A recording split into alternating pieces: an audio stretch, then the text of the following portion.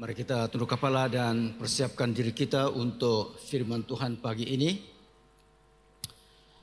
Bapa di surga, kami mengucap syukur sekali lagi karena kesempatan kami untuk berkumpul bersama di tempat ini, beribadah, dan sekarang mendengar pengajaran daripada firman Tuhan. Kami berdoa semoga firman Tuhan yang disampaikan ini tidak akan keluar dengan sia-sia, melainkan akan menggenapkan maksud penyampaiannya. Kami juga berdoa untuk saudara-saudari kami yang tidak sempat bersama kami hari ini, dimanapun mereka berada. Juga kami berdoa untuk harta benda yang kami tinggalkan di rumah. Semoga Tuhan menyertai, melindungi dan menjaga. Dalam nama Yesus Kristus kami sudah berdoa dan mengucap syukur. Amin. Silakan duduk saudara dan saudari sekalian. Hari ini kita melihat satu lagi tema yang berkaitan dengan bagaimana Yesus diubah sewaktu dia berdoa di atas gunung. Diubah ataupun perkataan yang kita gunakan di sini itu adalah transfigurasi. Itu artinya wajah Yesus diubah menjadi terang benderang. Dikatakan di sini saudara bahwa wajahnya itu seperti matahari. Dan pakaiannya itu menjadi putih, bersinar seperti terang. Tidak ada sabun yang boleh menyainginya. Apapun sabun yang ada pada kita, tetap terang benderang katanya. Inilah yang kita panggil transfigurasi. Mungkin yang harus kita bawa pulang hari ini adalah apakah maksud transfigurasi itu? Apakah maksud perubahan itu dalam hidup kita sendiri sebagai anak-anak Tuhan. Jadi mari kita teliti apa yang berlaku di sini saudara. Dikatakan di sini bahwa pada 6 hari kemudian, dikatakan di sini Yesus membawa Petrus, Yakobus dan Yohanes saudaranya itu, dan bersama-sama dengan mereka itu ia naik ke sebuah gunung yang tinggi dan di situ mereka bersendirian sahaja. Dalam pembacaannya pertama Petrus mengatakan, ingat kami telah dengar perkataan Tuhan Yesus itu waktu kami berada di atas gunung katanya. Dalam pembacaannya pertama itu 1 Petrus. Nah, di sini Petrus bersama-sama dengan 2 orang lain lagi muridnya. Dan dia melihat, kalau kita lihat dia punya waktu timelinenya, garis waktunya itu. Di sini Petrus melihat dan mendengar suara Allah, dengarkanlah dia. Kemudian belakang hari dia menulis, kami telah mendengar suara itu katanya. Jadi saudara sekalian, artinya apa? Artinya apa yang kita lihat di sini adalah sesuatu yang bukan hanya berubah pada wajah Yesus, tetapi juga mengubah pemikiran Petrus. Dan saya harap itu jugalah yang akan berlaku kepada kita. Di sini apa yang kita lihat di sini ayat 1 sampai ayat 3 ini adalah bagaimana Yesus berubah wajahnya. Kalau kita lihat sebelumnya itu dia mengatakan bahwa dia akan melalui masa-masa sengsara, ya. Dan sudah tentunya lah murid-murid itu terasa bahwa siapakah juga Yesus ini yang akan sengsara ini dan akan mati ini. Siapa agaknya dia ini yang kita ikuti sekarang ini. Mungkin murid-muridnya itu berasa barangkali ada sesuatu yang hilang kepercayaan atau sesuatu yang makin luntur kepercayaan mereka. Siapa juga Yesus ini? Dan Yesus tahu dan dia mau menguatkan mereka. Kalau kita di sini pun begitu saudara. Pada waktu kita terasa kita punya suhu iman kita itu semakin turun. Saya harap, saya berdoa semoga hadirat Tuhan di dalam hidup kita akan menjadikan kita lebih kuat imannya. Jadi di sini 6 hari kemudian Yesus membawa murid-muridnya ini naik atas gunung. Dan kita mesti mau mengerti maksud Yesus membawa mereka naik ke atas gunung itu adalah untuk menguatkan mereka ini. Dan bila mereka melihat Yesus ini berubah wajahnya, kita akan lihat kemudian apakah respon Petrus, saudara dan saudara sekalian. Terang ini bukanlah terang yang biasa-biasa. Kalau kita percaya bahwa firman Allah itu ditulis dengan wahyunya Roh Kudus itu, dan baik untuk pengajaran kita, baik untuk kita lihat apa yang benar dan apa yang tidak benar, maka di sini tertulis bagi kita apa yang baik dan apa yang benar, yaitu bahwa Yesus ini benar-benar telah memperlihatkan siapakah Dia yang sebenarnya. Saya percaya di antara kita di sini barangkali belum ada yang pernah melihat wajah Tuhan Yesus. Kalau kamu tanya saya pun, saya belum pernah melihat wajahnya begitu terang, begitu bendarang. Tetapi diberkatilah mereka yang telah melihat, bahkan yang tidak melihat pun kata Tuhan Yesus, diberkati jugalah mereka ini. Tetapi pada waktu ini saudara, murid-murid Yesus melihat wajahnya berubah seperti terangnya matahari. Coba kau bayangkan melihat ke arah matahari yang terang, ya. Kau tidak akan dapat melihat sesuatu. Di surga sana, dalam wahyu ada mengatakan bahwa hadirat Tuhan itu sangat terang benderang. Dan ada satu ketika di mana saya mengunjungi seorang yang dikatakan sudah meninggal dunia. Dia melihat Tuhan Yesus dan dia bangun kembali. So dari sini saya bergegas ke tempat itu. Cari itu orang. Sampai di sana petang-petang malam-malam begitu. Saya dapat cari dia. Betulkah kamu ini pernah mati dan hidup kembali? Dia kata, iya. Coba ceritakan, kataku. Dan dia ceritakanlah. Dia datang di sana, dia kata, saya sampai ke satu tempat katanya, dan ada orang yang bertanya kepada saya, siapakah yang suruh engkau masuk ke tempat ini katanya. Dan saya tidak menjawab, saya tidak boleh menjawab. Saya katakan yang nabiku yang mengatakan. Dia kata hanya aku yang boleh membenarkan sesiapa yang masuk surgaku katanya. Dan dia kata itu adalah Isa. Kemudian saya tes lagi dia. Kalau kau benar-benar bermimpi yang daripada Tuhan, gambarkan kepadaku keadaan itu. Saya tanya dia.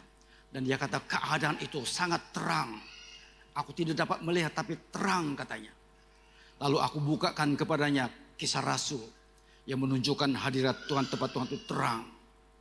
Dan saya percaya dia bercakap benar, saudara.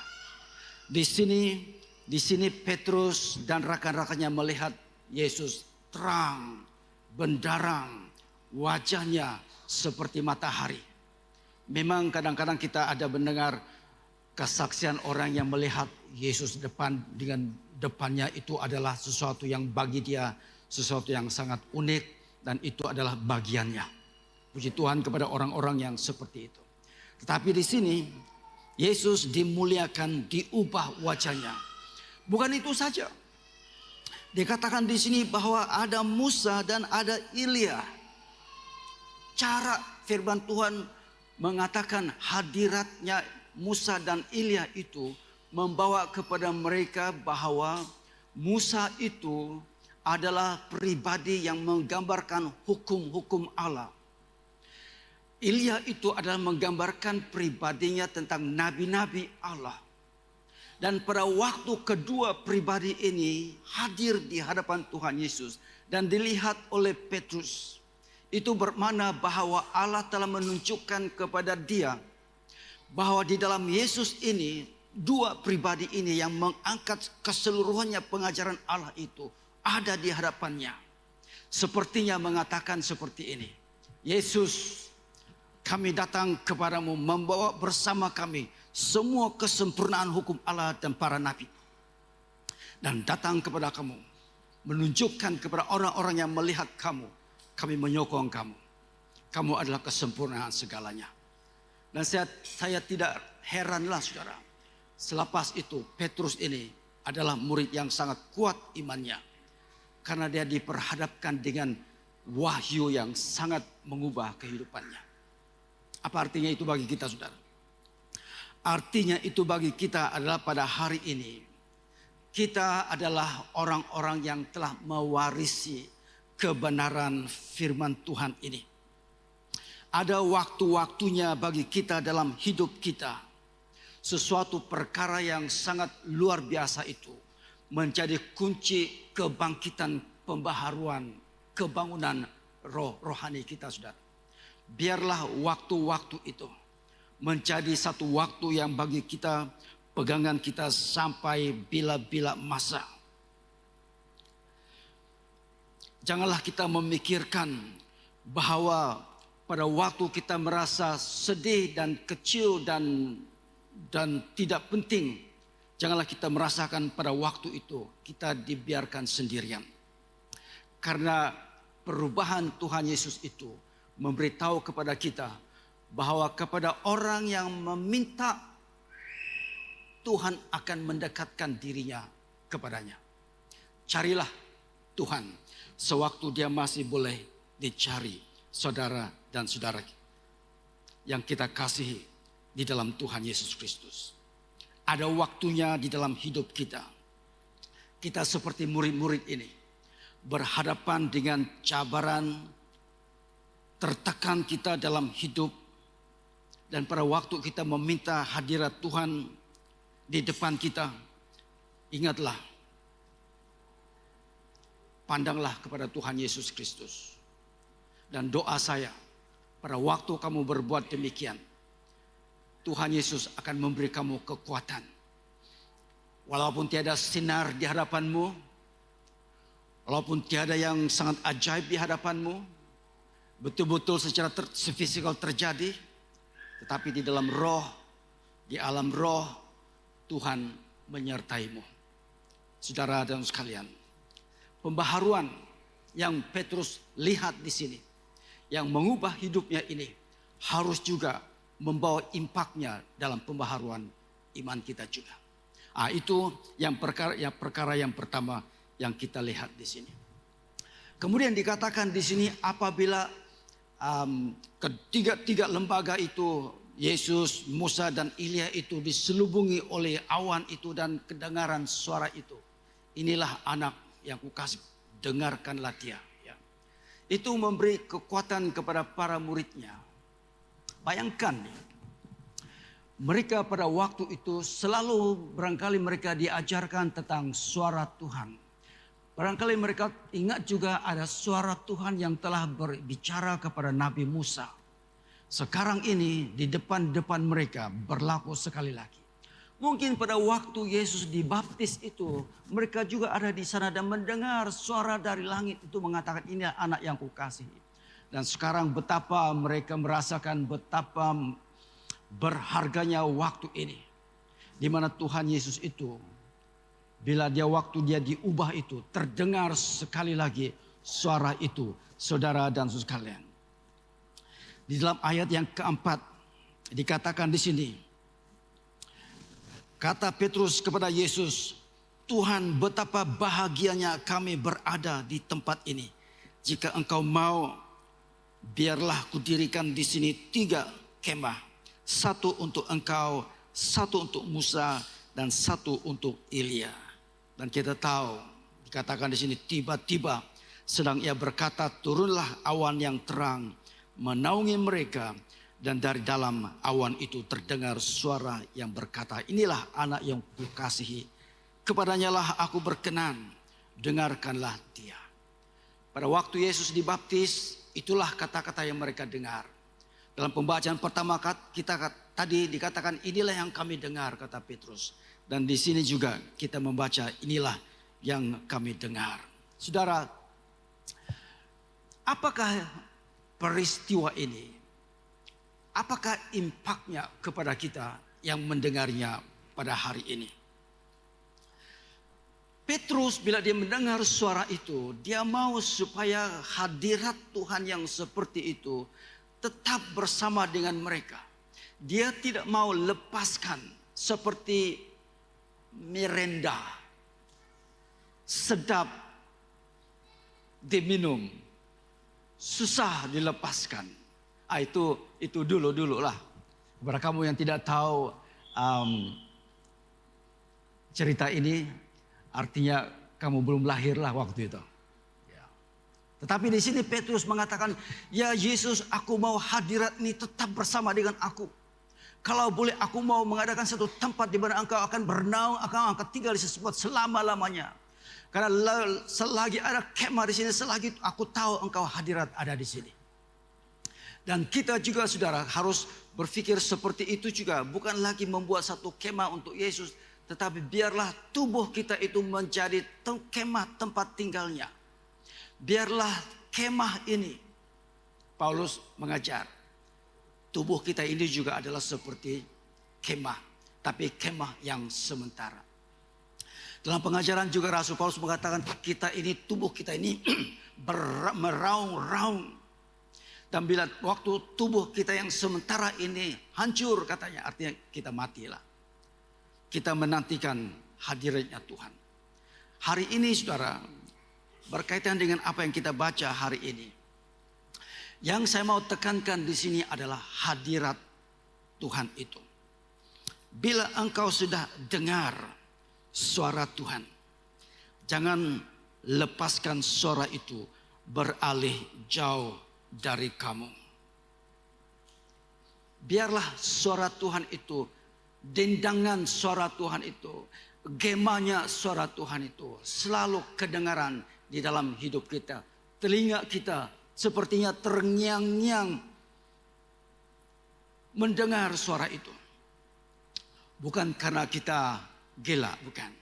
Tapi karena kita dapat mendengar seolah-olah suara Tuhan itu selalu didengar dalam kehidupan kita. Dan kalau kita selalu mendengar suara Tuhan, pastinya ia akan mengubah kehidupan kita juga. Saudara, di dalam kehidupan kita ini, sepertinya Rasul Petrus ini, bila dia membuat keputusan untuk membuat kemah tempat kediaman Tuhan, suara itu hilang.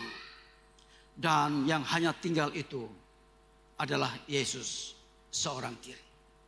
Petrus berpikir, Petrus menggunakan logiknya, Petrus menggunakan akalnya. Kalau aku dapat mengekalkan hadirat Tuhan ini dengan membina kemah di tempat ini, alangkah beruntungnya saya. Tetapi Tuhan dengan kuasanya lenyapkan kedua Musa dan Ilya itu di hadapan mereka. Lenyap, tiba-tiba lenyap, hilang begitu. Kau pikir apa maksudnya? Petrusnya yang tadi itu mau bersandar kepada tiga pribadi ini dengan membuat satu kemah, sekarang tidak ada lagi gunanya. Karena yang ada itu hanya Yesus. Saudara, pikiran kita seperti Petrus itu mau membuat satu-satu keputusan itu. Dia buat keputusan itu menggunakan akalnya. Dan kalau kita pun juga membuat keputusan itu menggunakan akalnya, yang tidak selari, tidak selaras, tidak sejajar, janganlah kita sakit hati kalau yang kita buat itu tidak menjadi, saudara. Mari kita masukkan peranan Tuhan dalam setiap keputusan yang kita buat. Memanglah sebagai seorang manusia, memanglah aku mau supaya apa yang aku mau Tuhan Yesus lakukan dalam hidupku. Aku mau dia ada berkemah di sini. Aku mau dia tinggal di dalam hidupku. Memanglah itu yang kita mau. Tetapi ini hanya menunjukkan kepada kita bahwa Tuhan menunjukkan yang penting di sana adalah Yesus Kristus yang harus kita dengar. Yang penting dalam hidup kita, kita mesti belajar. Dalam hidup kita ada banyak perkara yang kita mau angkat sebagai perkara yang penting. Tapi mari kita belajar yang penting dalam hidup kita, yang kita utamakan dalam hidup kita, yang kita letakkan di depan dalam hidup kita, yang kita letakkan di tengah-tengah hidup kita adalah Yesus Kristus. Jadi setiap keputusan yang kita buat, mari kita minta Tuhan bisikkan kepada kita. Adakah ini kehendak-Mu ya Tuhan? Petrus berpikir, kalau saja aku dapat bina kemah ini, Tuhan Yesus, Musa dan Ilya ini tetap akan berada di sini. Dia tidak akan meninggalkan aku. Tetapi itu bukan rancangan Tuhan. Apa hasilnya? Tiada kemah. Dan itu menunjukkan kepada kita bahwa apa yang kita rancang tidak semestinya itu yang Tuhan perkenankan. Jadi kalau kita merancang sesuatu, kita berdoa supaya itulah yang Tuhan perkenankan. Bila kita merancang House of Angels ini, kita telah berdoa, kita telah memikirkan 1 tahun lamanya sebenarnya. Kita membaca cerita sejarah St. Michael in Angels dari tahun 1888, bahkan beberapa dekad sebelum itu. Kita telah membaca sejarah bagaimana waktu itu syarikat Inggris yang ada di Borneo ini, mereka mau supaya ada satu orang yang diutus ke rantau ini. Pada mulanya itu mereka berpikir supaya mereka ini melayan kita.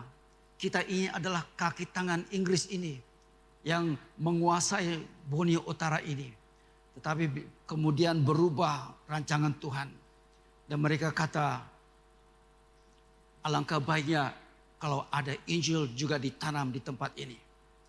Dan yang di luar jangkaan kita, saudara, yang bertanggung jawab untuk membuka satu misi di kawasan Sandakan ini, yang hati yang berkobar-kobar itu bukan dari kalangan padri.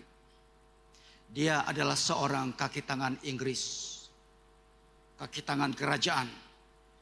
Dia adalah seorang surveyor, juru ukur.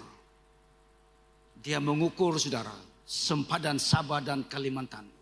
Pada waktu itu kita menjadi Malaysia. Dia mengukur sempadan Sabah dan Kalimantan. Dan sampai dia ke Labuk, sampai dia ke Tungut. Dan dia kembali di sini, di gereja ini. Dan dia berkata kepada padri di sini waktu itu, saya mengukur sempadan, katanya. Saya melihat ada orang yang perlukan Tuhan Yesus. Dipindahkan cerita, saudara. Hari ini kita ada di sini. Rancangan manusia, kalau disadur, kalau dilakukan dengan pimpinan Tuhan, pasti akan terjadi. Rancangan manusia, kalau hanya untuk diri sendiri, tidak akan terjadi. Itulah pelajaran yang saya mau sampaikan di sini, saudara. Apabila kita membuat keputusan, dengar dahulu suara Tuhan. So, bila kita membuat keputusan House of Angels ini, kita tahu itulah hati Tuhan untuk kita di sini. Tuhan mau melihat supaya warisan gereja ini tidak akan lenyap. Dia mau supaya warisan gereja ini akan terus berkembang. Siapakah yang harus meneruskannya? Itu, saudara.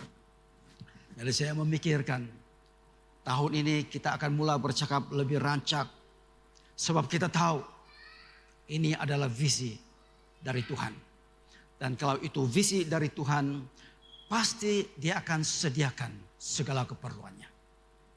Di sini kita kembali kepada pelajaran yang kedua ini. Mereka telah mendengar suara itu. Dan suara itu mengatakan, dengarkanlah dia. Mari kita mendengar suara itu di dalam hidup kita masing-masing. Mungkin kita sendiri mempunyai keperluan tersendiri. Mungkin kita sendiri mempunyai rancangan sendiri. Mungkin kita sendiri mempunyai satu visi masa depan. Jangan lupa masukkan Tuhan di dalam rancanganmu itu.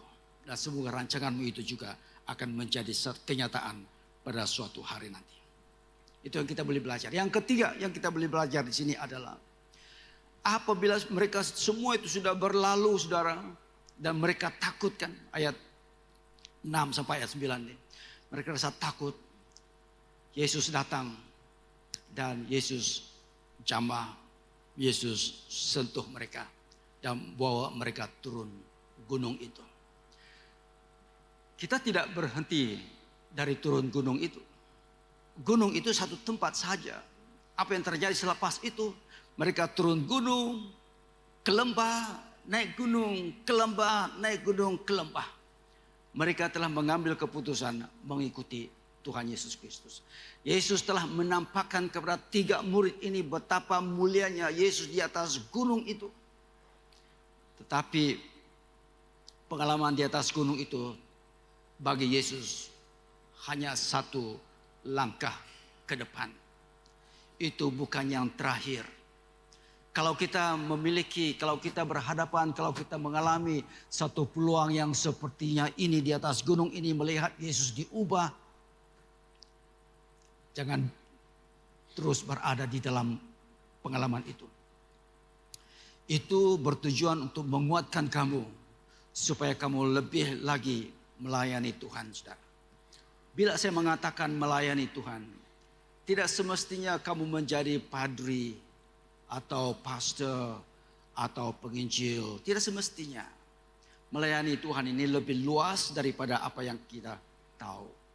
Mungkin ada orang yang selama ini menanti-nantikan satu suara yang dia boleh percaya, memberitahu kepadanya rancangan Tuhan. Dan kamu ada di sana. Dan kamu membantu dia melihat kehendak Tuhan. Itu adalah pelayanan. Mungkin ada orang di sana barangkali yang meraung-raung meminta perhatian. Dan kamu ada di sana. Dan kamu memberi penghiburan kepada dia. Itu adalah pelayanan.